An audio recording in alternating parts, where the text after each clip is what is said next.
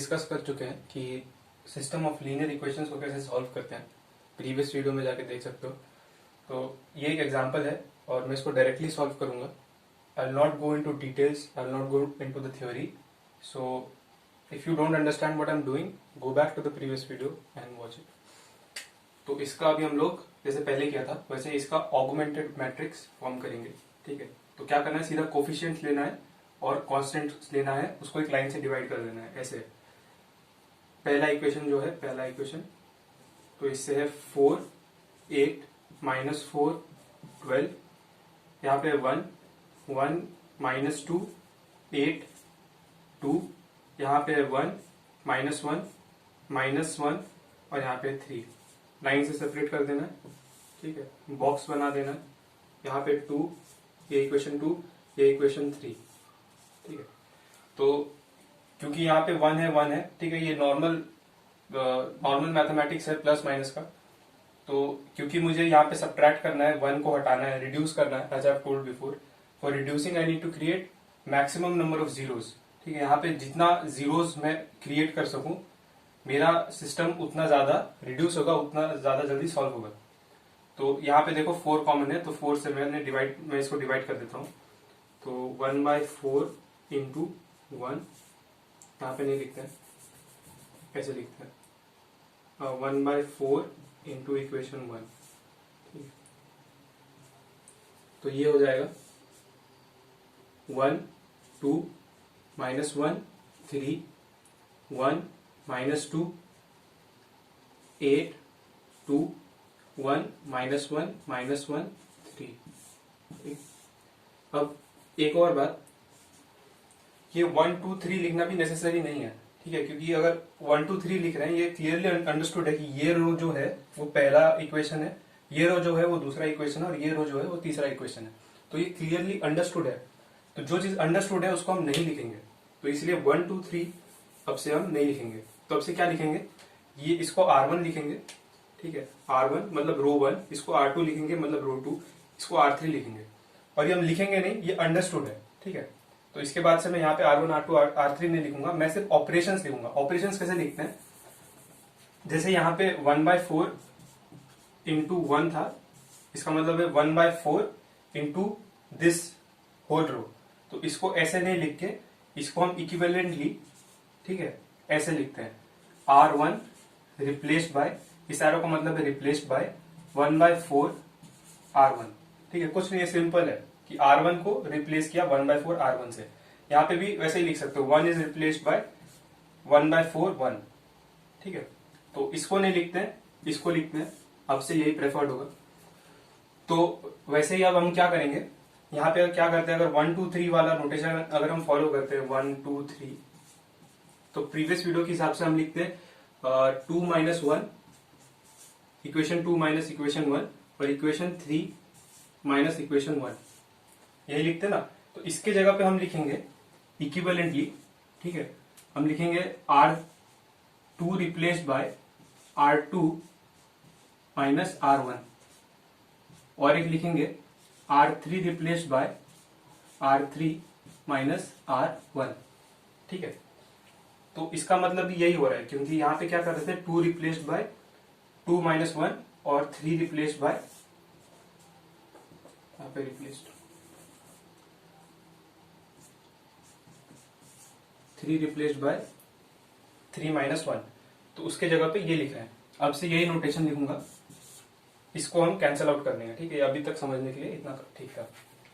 तो ये करने पे हमें मिलेगा एक मैट्रिक्स 1 2 -1 3। पहला रो से हम कोई छेड़छाड़ नहीं करेंगे, दूसरा रो में हो जाएगा 0 -4 9 -1, और यहाँ पे होगा 0 1 से -1 0 -2 -1 -3 -1 -1 0। तो ये होगा -3, ये 0 और ये होगा 3 - 3 0। ठीक है, तो ये हुआ हमारा रिड्यूस्ड। देखो यहाँ पे 1 2 3 जीरोस हमने क्रिएट किए, एक और 0 हम क्रिएट कर सकते हैं यहाँ पे। ठीक है, तो वो 0 नहीं भी क्रिएट करेंगे तो चलेगा, तुमको करना है तुम कर सकते हो। तो वो 0 क्रिएट करने पे क्या होगा, करके देख लेना। ऑपरेशन ये होगा, ऑपरेशन होगा तुम्हारा 2 रिप्लेस बाय R2 माइनस 3/4,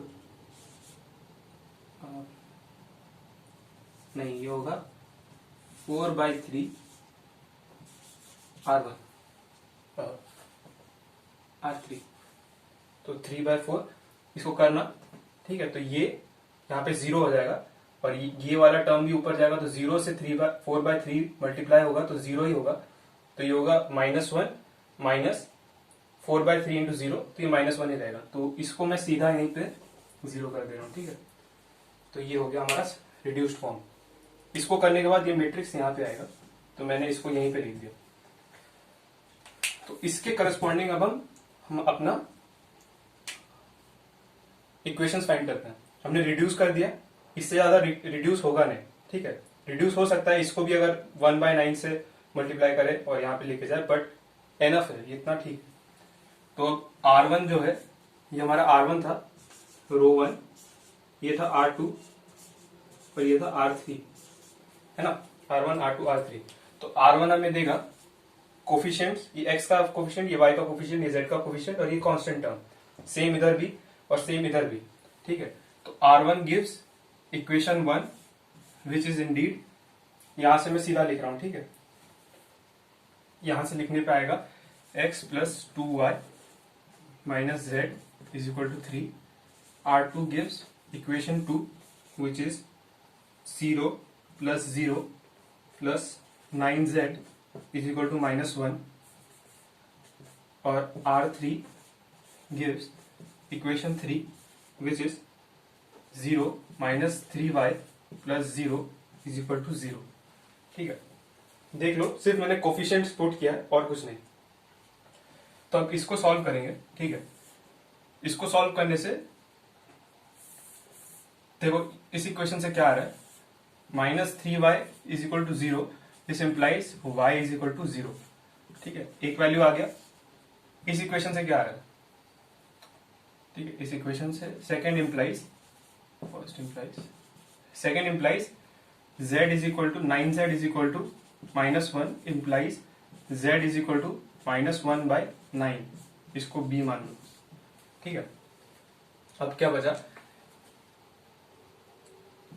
2 और ये 1 इंप्लाइज, इस वाले इक्वेशन से इंप्लाई होता है कि x plus 2y minus z is equal to 3, this implies a का वैल्यू a से पुट करो y0, z से पुट करो -1/9, तो तुम्हारा x आ जाएगा 26/3 9,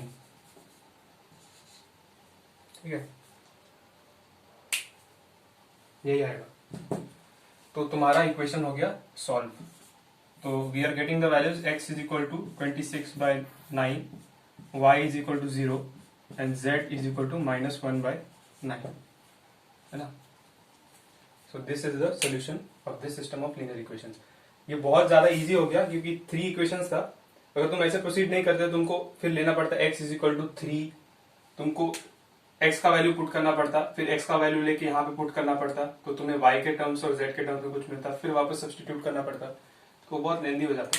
तो ये method, this is a lot better. Practice other questions, ठीक है, कोई भी कहीं से भी खोजो 3 सिस्टम ऑफ लीनियर इक्वेशंस, उसको इसी फॉर्म में करने की कोशिश करो, आंसर यूनिक आंसर आएगा, तो ऐसे ही आएगा और यही आएगा सेम। तो अब इस सिस्टम ऑफ लीनियर इक्वेशंस को कंसिडर करो। तो इसमें देखो पहले जैसे हमने 3 इक्वेशन लिए थे, system of linear equation in 3 variables and we had 3 equations. So here we have 4 variables x, y, z, w, and the other thing is that we have 4 equations. So this is becoming lengthy, ठीक है, ये हो जा रहा है बहुत बड़ा। तो इसको अब हम छोटा करते हैं, जैसे हमने किया था मैट्रिक्स फॉर्म में, उसी फॉर्म में पुट करते हैं। तो इसको मैं ज्यादा लेंथी नहीं करूंगा, सिंपली इसको ट्राई करना। तो इसमें क्या करूंगा मैं, इसी यहीं से मैट्रिक्स बना रहा हूं मैं, तो सारे पॉजिटिव साइन को हटा दे रहा हूं। मैट्रिक्स देखो यही बनेगा, ठीक है, इसका नोट करके लिख लेना, बना के देखना मैच कर रहा है कि नहीं। x का कोफिशिएंट क्या है 1, y का कोफिशिएंट है 1, z का कोफिशिएंट है 1, w का कोफिशिएंट है 1, ठीक है। यहाँ पे x का कोफिशिएंट 1, यहाँ पे -1, y का कोफिशिएंट, z का कोफिशिएंट 1, W का कोफिशिएंट 1, यहाँ पे X का कोफिशिएंट 1, Y का कोफिशिएंट -1, Z का कोफिशिएंट -1, ठीक है, W का कोफिशिएंट +1, और यहाँ पे है X का कोफिशिएंट -1, Y का कोफिशिएंट -1, Z का कोफिशिएंट 1 और W का कोफिशिएंट -1। ये हमारे कांस्टेंट टर्म्स, तो इसको हम मिटा दे रहे हैं इक्वल टू साइन को, और यहाँ पे एक लाइन पुट कर रहे हैं, इसको एक बॉक्स में पुट करते हैं। तो ये है हमारा ऑगमेंटेड मैट्रिक्स। तो अब इसमें क्या करेंगे, इसमें ऑपरेशंस करेंगे। कौन से ऑपरेशंस करेंगे? R2 रिप्लेस बाय, इसको 0 करते हैं सबसे पहले, ठीक है, फर्स्ट वाले को, जो सबसे पहले दिख रहा है उसी को पहले हम मतलब उसी को पहले रिड्यूस करते हैं। तो सबसे पहले यहाँ पे 1 1 कैंसिल होगा, यहाँ पे 1 1 कैंसिल होगा माइनस करने से, और यहाँ पे प्लस करने से 1 -1 कैंसिल हो जाएगा। तो करेंगे पहले R2 से लेते हैं, R2 से R2 माइनस R1 करेंगे, ये पहले करेंगे, फिर करेंगे R3, ये वाला इक्वेशन से क्या करेंगे, R3 replace by R3 minus R1, ठीक है, क्योंकि 1 -1 0 हो जाएगा। अब इसको 0 करने की कोशिश करते हैं। R4, ये फोर्थ रो है, तो R4 replace by R4 minus, क्या करेंगे, पहला इक्वेशन से प्लस कर देंगे, यहाँ पे माइनस है, यहाँ पे प्लस साइन है, तो ऐड करने से 0 हो जाएगा R4, ठीक है। इन सारे ऑपरेशंस को परफॉर्म करने के बाद पहला रो में कोई चेंजेस नहीं होगा, 1 1 1 1 4, यहाँ पे ऐड, तो ऐड करने पे सॉरी यहाँ पे सब्ट्रैक्ट, यहाँ पे सब्ट्रैक्ट, यहाँ पे सब्ट्रैक्ट, तो क्या होगा, 0 -2 0 0 -1, यहाँ पे होगा 0 -2 0 -2, ठीक है, और यहाँ पे होगा ऐड करने पे 0 0 2 0 5, है ना। इसको देखो और रिड्यूस कर सकते हैं ना, इसको अगर ऊपर ऐड करेंगे तो ये 0 हो जाएगा, ठीक है, इसको अगर सब्ट्रैक्ट करेंगे तो यहाँ पे 0 हो जाएगा, है ना। तो फिर वही करते हैं, अब हम रिड्यूस करने के लिए इस रो को इससे माइनस करेंगे तो यहाँ पे एक 0 आ जाएगा, ठीक है, और फोर्थ रो को इसमें अगर ऐड करेंगे तो यहाँ पे एक 0 आ जाएगा, तो ये दोनों 0 हो जाएगा। तो ये करते हैं, R2 रिप्लेस बाय R, नहीं ये थर्ड रो है, sorry, R3 replace by R3, इसको सब्ट्रैक्ट करेंगे, सेकेंड रो को सब्ट्रैक्ट करेंगे, माइनस R2, और इस रो को ऐड करेंगे प्लस R3, ठीक है, अरे R4, सॉरी ये फोर्थ रो है, फोर्थ रो पे ऐड करेंगे तो तुमको मिलेगा 1 1 1 1 4, यहाँ पे होगा 0 -2 0 0 -1, ये हो जाएगा 0 R3 माइनस R2 -2 +2 हो जाएगा, +2 -2 0 0, यहाँ पे भी 0 होगा, यहाँ पे 0 है ऑलरेडी, ये तुम्हारा होगा R3 है -2, तो -2 minus R2 minus -1 plus R4 plus 5, तो इससे क्या मिल रहा है, -2 + 1 + 5, तो ये जाएगा 5 + 1 6, -2 4, तो ये हो जाएगा 4, ठीक है, तो ये हो जाएगा यहाँ पे 4, और ये होगा तुम्हारा 0 0 2 0 5, ठीक है। तो अब इसको हम फिर से इक्वेशन फॉर्म में लिखते हैं। इक्वेशन फॉर्म में लिखने से मिलेगा R1 gives equation 1 which is x plus y plus z plus w, ठीक है, x प्लस, सीधा कोफिशिएंट्स को मैंने जैसे किया था पहले, सीधा कोफिशिएंट्स को, अगर कोफिशिएंट 1 है तो उसके करस्पॉन्डिंग x, अगर यहाँ पे जैसे सेकंड रो में -2 है तो उसके करस्पॉन्डिंग आएगा सेकंड कॉलम में 0 -2 y, ठीक है, 0 0, तो +0 +0, यहाँ पे 0 0 0 0, तो होगा 0 + 0 + 0 + 0, और ये होगा 0 0 2 2z 0, तो होगा 0 + 0 + 2z + 0। अब राइट हैंड साइड लिखते हैं, 4 -1 4 5 is equal to 4 is equal to -1 is equal to 4 is equal to 5, तो ये R2 से मिला, ये सेकेंड इक्वेशन, R3 से मिला थर्ड इक्वेशन, R4 से मिला फोर्थ इक्वेशन, ये तो सारे इक्वेशन को छोड़ देते हैं, ये वाला इक्वेशन लेते हैं, इसको सॉल्व करो तो क्या मिलता है, 0 plus 0 plus 0 plus 0 is equal to 4, ठीक है। तो 0 is equal to 4, is it possible? This is not possible, है ना। So this is not possible. This implies the given system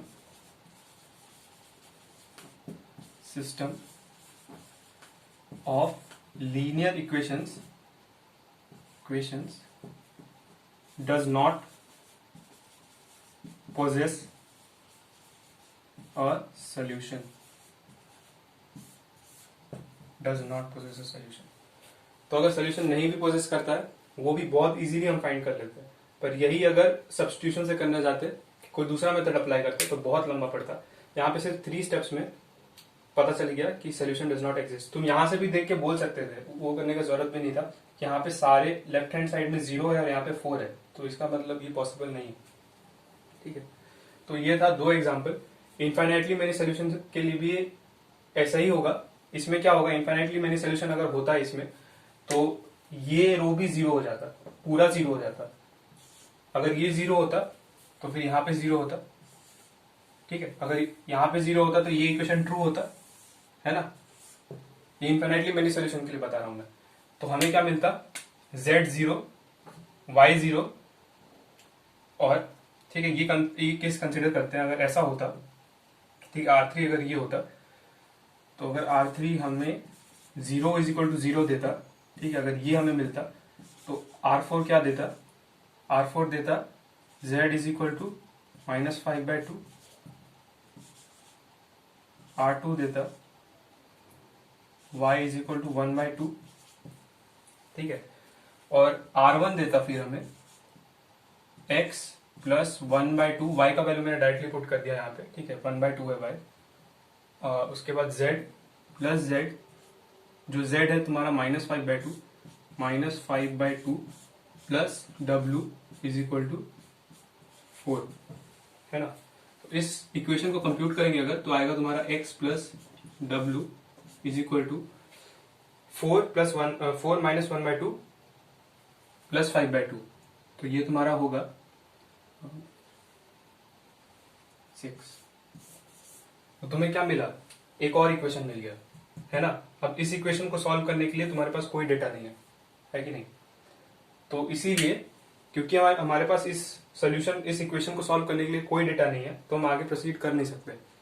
अगर कर भी सकते हैं तो भी x और y के लिए इनफाइनाइटली मेनी सोल्यूशन होगा, जैसे कि 3,3, ठीक है, x, w, ये सारे वैल्यूज ले सकता है। 3,3, 2,4, 1,5, ऐसे बहुत सारे वैल्यूज है।